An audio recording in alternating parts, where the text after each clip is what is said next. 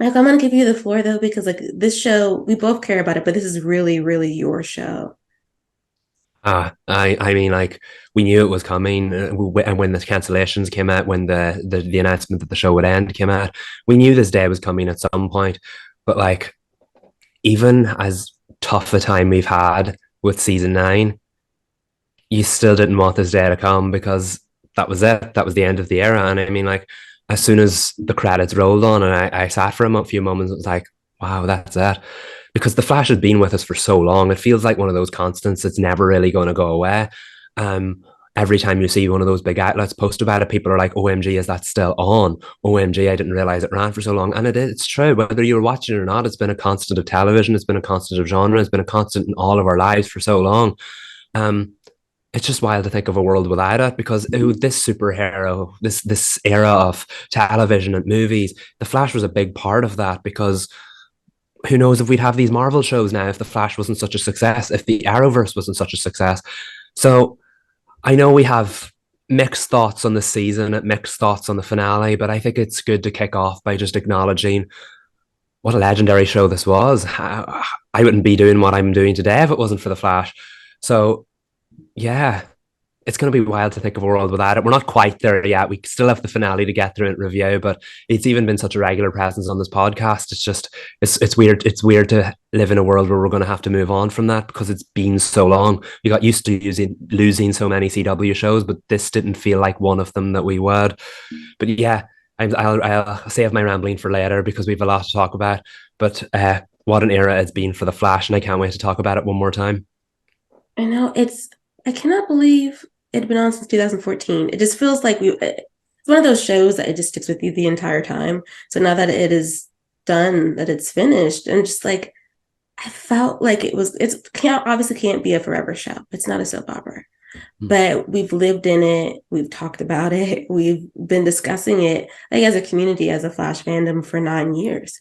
And so to not have that, to be when we get to the fall and there's no Flash, or like we get to the midseason because they did have to move it that one time and there's no Flash. It's like we go forward without Barry Allen and Iris West and Caitlin Snow. And I know we've been without Cisco for a while, but like even not having him, and I feel like it's not hit me yet. Like it's hit me because I've cried, but like I feel like it's one of those wave things where like I'll be fine and then I'll get misty about the Mm-hmm. community it created and the show itself and all the opportunities to talk with people about superheroes on the CW and being able to like playfully fight about which Arrowverse show was better and always being like obviously the Flash. Like it's just I don't know. I'm not quite settled in it not coming back again. Mm-hmm. It changed the world for this genre. There's no doubt about that. And I always say that I feel like it changed my life as well. I know we've had a love hate relationship with over the most recent seasons, but I've no problem telling someone that The Flash is my favorite TV show of all time. It's just so pivotal in my life and so many other people's lives. It started conversations. It changed the game in so many ways. And yeah, so much of this world we're in right now, the superhero loving world, wouldn't be the same without the impact that the Flash had made. And as the show goes off, I think it's important to acknowledge that because the show might not be with us as much, but that impact it made will always be with us. Wait, also, hi, I'm here. Um, is it your favorite show of all time? Is it like a one singular show, or is favorite show of all time a tier where there's Yeah, multiple? it's a tear. Smallville Okay. was in there, Supergirl was in there, The Flash was in there, Arrow in its heyday was in there. But yeah, I feel like this, as I said, this Arrowverse DC multiverse, that's my favorite TV show of all time. That never ends. Um, but yeah, that's it's wild to think of a world without it. You got used to the idea of Supergirl ending, you got used to the idea of the Flash ending, but you never really got used to the idea of this whole universe, multiverse ending. And I don't want to take away from the end of the Flash because it's such an important entity on its own, but it is extra bittersweet that the end of the Flash means the end of the Arrowverse because again, that was something that really changed the game. Sure. And there was a tweet last night where someone said the last light of the Arrowverse just went out, and I was gutted. Like that was like probably what is that number three of teariness before the Mm-hmm. sob came after I read Candace Patton's post on Instagram, which was beautiful. But to launch into the finale, Reed, as an out of context viewer, how did you feel about it? How did I feel about it? There was a lot going on that I didn't understand. Obviously, I don't know why I said that. But it felt, how do I say this without coming off ignorant? There was a big portion of the episode that didn't feel to me like the ending of the titular character's story. Mm. There was a big chunk of the episode that felt very much centered on, I'm not sure who he was. I think his name was Eddie, but I feel like he was referred to as like 8 different names in the episode. So I was like, who was Eddie? Who was Thawne? I thought that was his last name. I was confusion the whole episode about who everybody's name was. But yeah, I've seen you guys say that it felt like a season finale, and like it was. I mean, it's the end of a season, but it's also the end of a series, and it didn't, to me, feel celebratory until maybe the final act. And I mean, that's fine. But yeah, there were certain scenes where I'm watching it and I'm like, it didn't really feel it. I guess my expectations of what a series finale of The Flash would be, I don't know what that is, but I thought it would be maybe lighter in different parts, or the action would be slightly more focused on the Flash, but there was so much happening. But I mean, I think it all ended up working for me as an out of context viewer. And I also want to say, I've said this a million times on this podcast, but I think we should normalize out of context series finale watches. Like, I just love being nosy and being like, ooh, I've never watched the show a day in my life. I want to see how it ends. I like to see how shows end, like long running shows. I think it's fascinating to see what the choices that they make. I don't know if there's something that I said that you could grab onto. I just rambled. No, I think you're totally right. I feel like this was very much a season ending, although it tried to use some veteran characters to create or at least manipulate that sense of nostalgia you're supposed to feel in a series finale. I do have an issue that it felt like there was a lot of good in there, but it felt like we only got there in this episode, and the moments leading up to it didn't really set the stage for that. Of course, I think the big nostalgic thing was that they brought back all the villains, and that having Eddie is now the avatar for the negative Speed Force, and his code name is Cobalt Blue. So yes, they were calling him Eddie, they were calling him Cobalt Blue, they were calling him the negative Speed Force. I was like, is this not the cop I knew in season 1? I'm confused. So the scene with all the evil speedsters in the negative Speed Force at the start, so much exposition was working overtime to catch us up on who everyone was and why they were there. And I think that kind of set the tone for the finale, because I feel like it was such a standalone episode. Exposition, battle sequences, it all felt rushed into that first 20 minutes so that they could finally do the last 20 minutes be series finale like. It made sense that it was Eddie that was the villain, since he was such a major character in season 1, but I feel like they could have done this storyline any time and it didn't need to be the final season story, because it didn't really come off as final season to me either. It was amazing seeing all the speedsters, but before we move on from this point, my big issue is, I know they did it in the final season of Buffy, Reed, with the Uber Vamps as well, in that when you bring in all of those godly threats, suddenly they can be defeated like that because they're not the main threat of the storyline anymore. And Buffy did a far better job, because at least they put up a fight. Good God, Allegra should not have defeated the almighty Reverse Flash. I'm sorry, that should not have happened. That happened so quickly. Very quickly. I do buy Keon being able to defeat Zoom, because now we know that she's a god. We don't know what that means or what her powers are, but she was literally the only non-speedster person on that team who could have stood any chance against those people, because she's a goddess. Allegra, at the moment she would have thought about Thawne shut up, much less as being able to say the words Thawne shut up, Thawne would have snapped her neck. But of course, plot armor. Chester, don't even know what he was doing there. Chilblain showed up to look pretty with his open jacket and stand there with gauntlets, didn't do a thing. You said it. I appreciated that much. I mean, we got what we wanted from him, but like he just shadowed Keon the whole time. And then Cecile and her one-liners defeated Godspeed. Now, Godspeed is a flop. He should not have been on that team in the first place. He's got the most dramatic voiceover. He's such a one-note character. Do not put him on the same team as Avatar and Zoom and Reverse Flash. That was a bad idea. But I just have an issue with all these iconic big bads that we each spent 22 to 18 or in Godspeed's 4, KS4 episodes trying to deal with. They could just be defeated like that by people who aren't speedsters. I thought that completely let it down. I know we got second of the Reverse Flash, but I still feel like he should have been the big bad in the final season. And we should not have done that meditation red ball thing, whatever last season was. That was not necessary. We should have saved Thawne for this season. Because seeing him get swatted away like that by people far below his level of attack, his level of power, that should never have been a thing. But I get it. It just felt like that battle was awesome, but it almost did too much in such a short space of time just to get it out of the way, if that makes sense. It does. My brother and I were talking about this, and we were trying to conceive of a way where it'd be plausible. And so the idea we had was that they weren't actually the speedsters we knew, but recreations made by Eddie that he had to split his powers through. And then that would make sense for why they were so easily defeated, because generally that is what happens if you have to spread your powers out.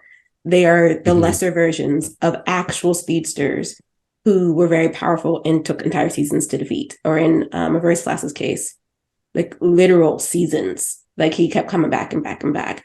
And I was like, I wish they had done that because it makes much more sense. Because we also did some type of leveling up of powers that we had not seen. And that might have been because they had reserved the budget for the series finale. Because Allegra's light show, we haven't seen that this season. Like she exploded out. It was like watching X-Men. I was not prepared for the amount of energy that just blasted out of her. Cecile, I guess we had seen her do something crazy like last episode. And so her doing her thing made sense. XS defeating Savitar, I liked. I thought it was like especially because he's like, I'm gonna kill you like your mom. I was like, I feel like we're not paying attention to how she's a speedster and Iris wasn't, but you know what? You learned your lesson. I like the sequences when I turn my brain off. If I unplug my brain, like it just was really cool and really nice. But like when you think about the story, same with Chester surviving that amount of lightning. See, I'm glad we brought that up. I was going to ask what you thought about that. And once again, I have to address Cody, our friend Cody, directly. The fake out death, I couldn't get on board with it. He was dead for so long and she was mourning him. And then he's just like, and I'm like, no. Not that I wanted him to die, but I was just like, it was so dramatic and it wasn't explained how he survived. I mean, they used a keyword. Chunk. Chester is a chunk. Yeah, well, what is that? Can we Sweetie, that's a sentence I never thought I'd say in my life, and I never want to say it again. I don't know what it means. I know the character in the comics, his code name is Chunk, but they actually tried to specifically come up with a scientific reason that he is a being called a chunk and that he might be a metahuman. Okay. When Chester first debuted, he had the powers of a black hole, and by having the powers of a black hole, it means he accidentally ended up turning himself into a black hole. Still don't know how that's possible. But didn't he say that in this episode? Like it was the first time he was hearing it about the black hole thing? Yeah, so somehow that's translated to giving him powers, some kind of metahuman residual powers. But I still, like, Barry is a metahuman, he can still die. I don't know what being a chunk means and how it brings you back to life. Such a funny word. You know what I mean? I don't get it. No, I felt like it was a scientific acronym that I just was not willing to rewind to hear again. It just didn't. You could have just had shot him once and that would have been fine. And we'd been like, okay, yeah, because people survive being struck by lightning. Fine. He survived that blast. Perhaps Reverse Flash was just being egotistical and didn't put that much power into it. I would have accepted that. But the idea that like it was the power of Allegra's tears that brought him back. She didn't even try to resuscitate him. She just cried over his chest. The power of love. And then that camera move around them, I was like, we're wasting story time. Yeah. This is their third circular kiss like that. Like, we don't need it. And it didn't even have the nice music this time. I was like, why are we wasting 30 seconds on them in the series finale? Okay, I'm sure they can amount to 30 seconds of screen time in the series finale. That's fine. But we literally had a dead 30 seconds where we were just panning around them. And then The finale had a lot of lines from the show's run embedded in the episode to make us all feel nostalgic. We saw it when Eddie was punching Barry and he was saying, I always win, in the same way the Reverse Flash said, I always win in the season 1 finale. But that one really irked me. They had Allegra and Chester say, you came back to me always, which is Barry and Iris's iconic line from season 4. Yeah, no, they will never be West Allen. I'm sorry. No cause for that, no need for that. I think it irked more people than it impressed. As an out of context viewer, I was not moved. Yeah, I'll just say that. As an in context viewer, I wasn't moved. Because there's just some in a series finale, you want to focus on like the big relationships, the moments that are really going to pull at your heartstrings, the conversations, especially in tense situations that just have you like trying to reach for some tissues or on the edge of your seat. And I felt like with the OCs, the original characters, it just was not there. They were writing it, but it just was like, this really shouldn't be about them. This should be about the characters we've known this entire time. And I know they tried that with Eddie. I really wish this whole plot had actually happened when Iris was moving forward in her life with Barry, like around the time where she would have been getting married to him, rather than we are years down the road into their marriage and Eddie is back in season 1. And so then therefore we have to be back in season 1. But it was interesting seeing him clearly not cheats to the wind, because that's not the metaphor, but the man was gone. Like he just arriving with the flowers in her delivery room. I was like, sir, she is about to give birth. She's like in the middle of contractions. You need to leave. Like, this is not the stress that she needs right now. I did love seeing Protective Barry again because he was like, don't come near her.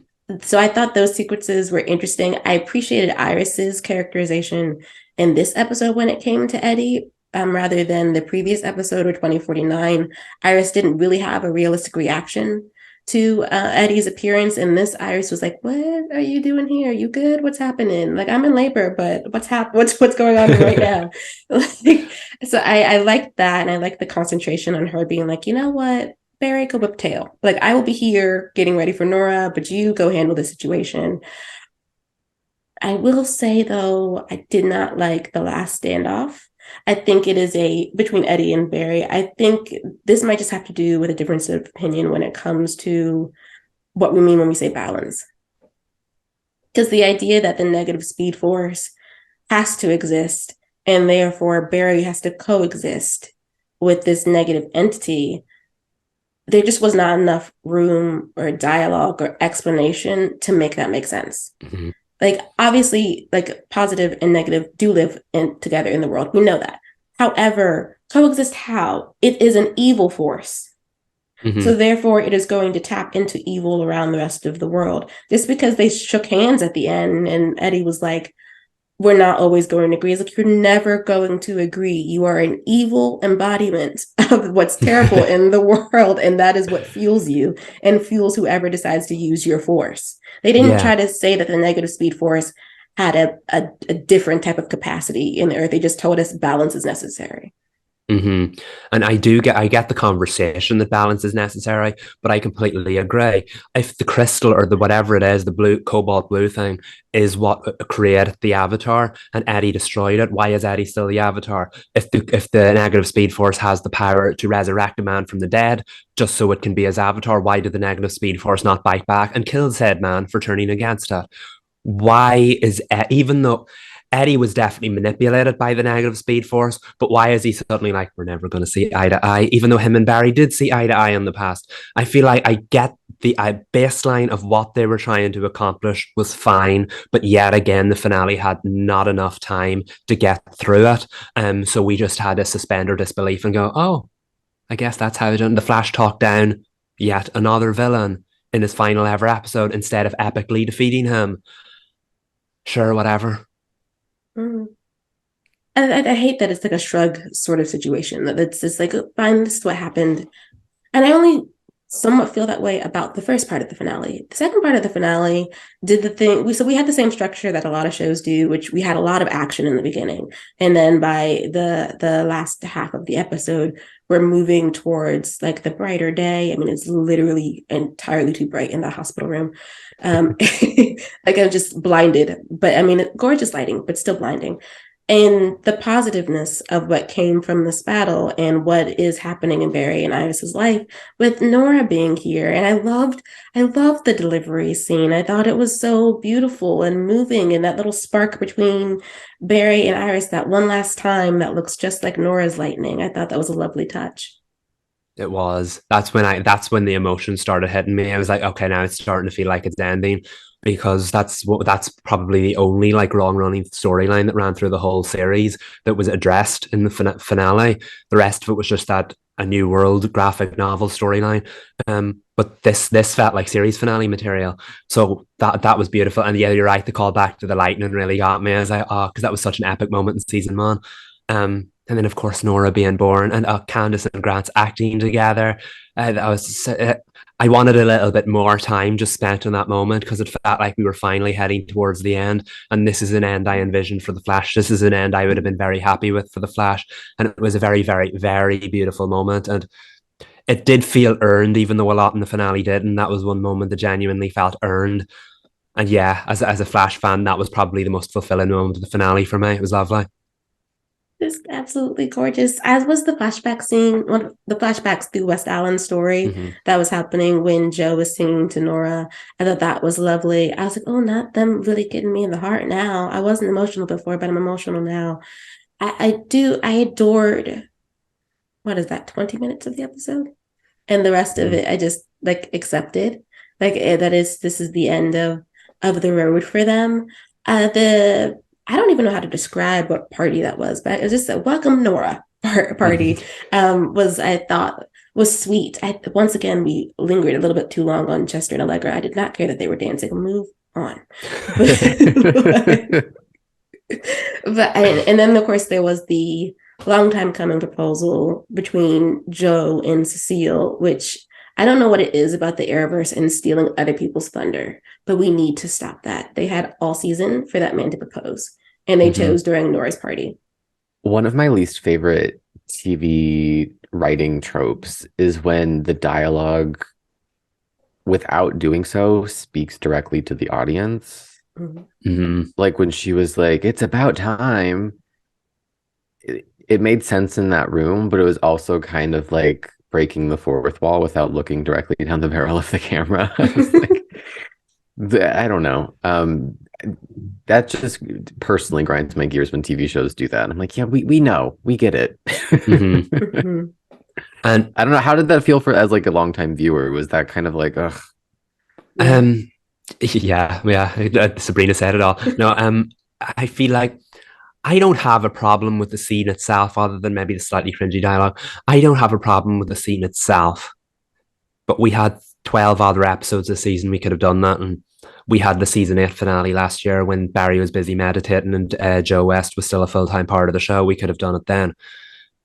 This was not necessary. One of my favorite things about The Flash has been how it kind of invented the post-credit scene for television, in that how the story would end, you would see the Flash logo, and then you'd have a little teaser at the end of it. We don't see that in superhero TV. Arrow didn't do it. Legends of Tomorrow didn't do it. That was a very unique thing for the Flash, for the Arrowverse. Supergirl didn't do it. So if you think of it like that, Joe and Cecile technically got the final scene of the Flash, because that was what happened before the title card came on. I know we got the little post-credit bit with Barry running in the camera, but why did Joe and Cecile get to end the main narrative of The Flash? That was jarring to me. You know what I mean? I was like, that was the end? I'm not familiar with the Flash post-credits situation. I was surprised they did it for the series finale. I screamed at the TV. I was like, we're sitting there watching, and I'm like, I know we're not ending the Flash with Cecile and Joe's proposal. I know that's not how, like, the elevation of my voice was going higher until we came back. I was like, oh, okay, let me calm down and watch this, because I was like, violence was chosen, and I am mad about it. But when we did get the post-credit scene, I was like, oh, okay, oh, I'm good. I did think it was very sweet that we end up with Barry telling Nora to believe in the impossible. My heart was so warmed.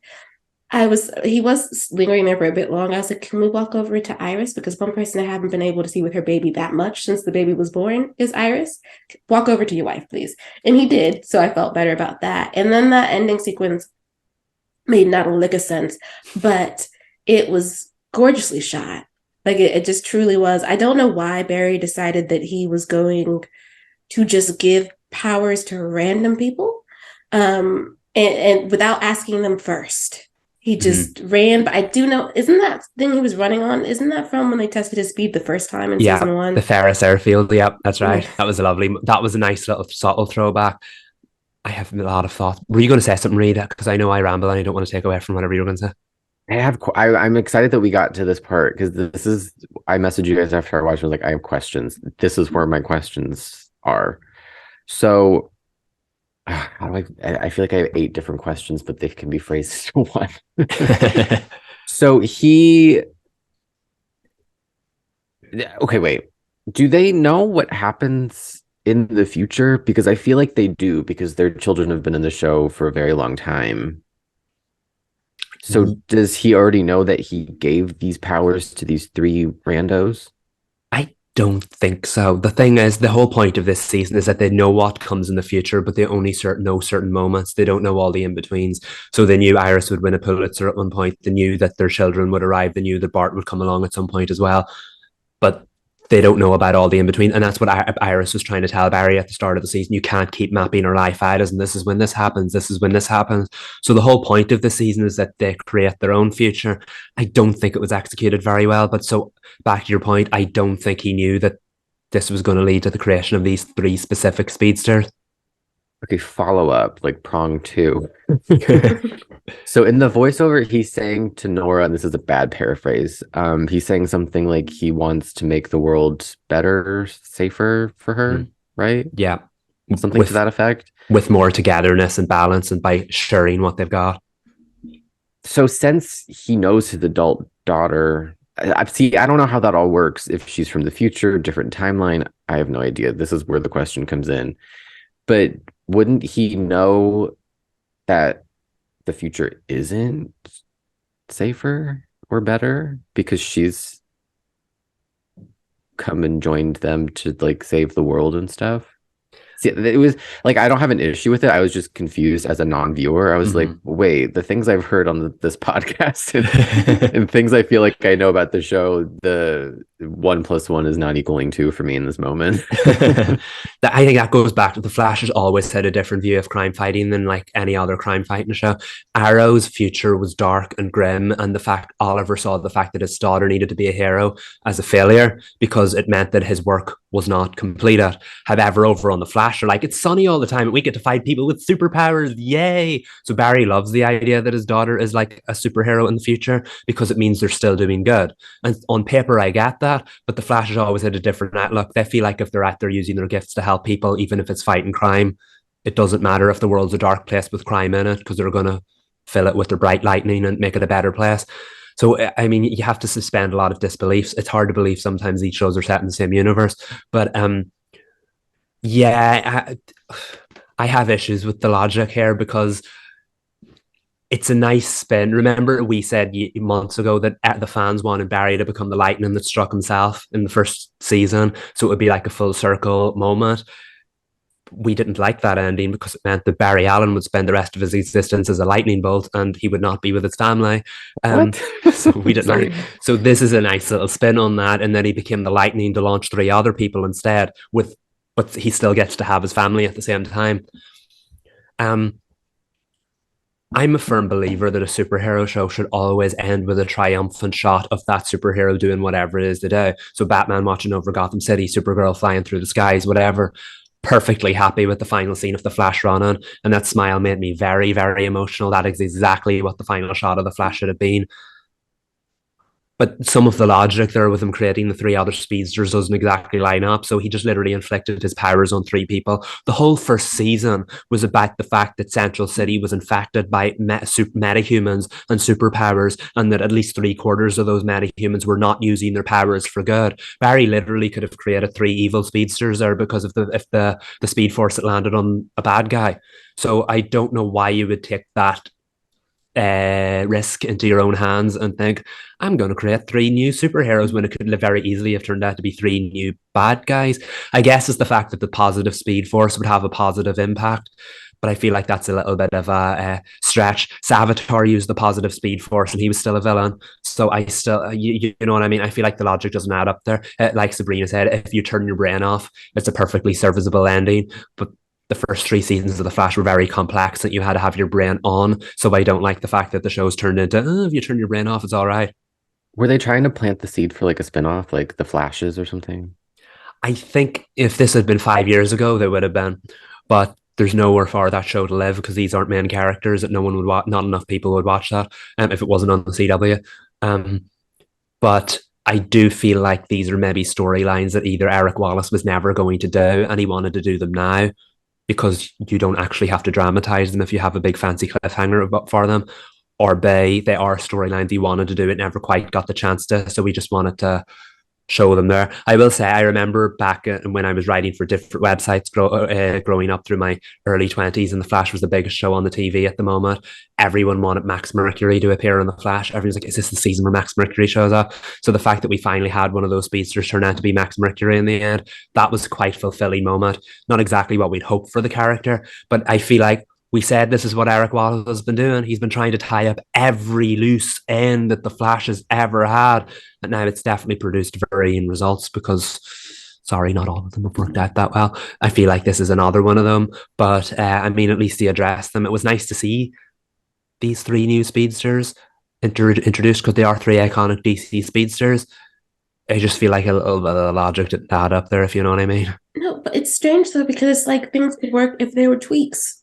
Like we just had a big battle. What if Barry's powers were dispersed without his control and his powers were shared in some capacity? And so the final scene should still be him running. But before that, him checking on these three people because he felt that they were a part of the Speed Force now. Because we all know that he's had lines over the seasons where he has said he can feel when someone's in the Speed Force or someone's using the Speed Force. So why wouldn't he feel three other individuals that got his powers just running around?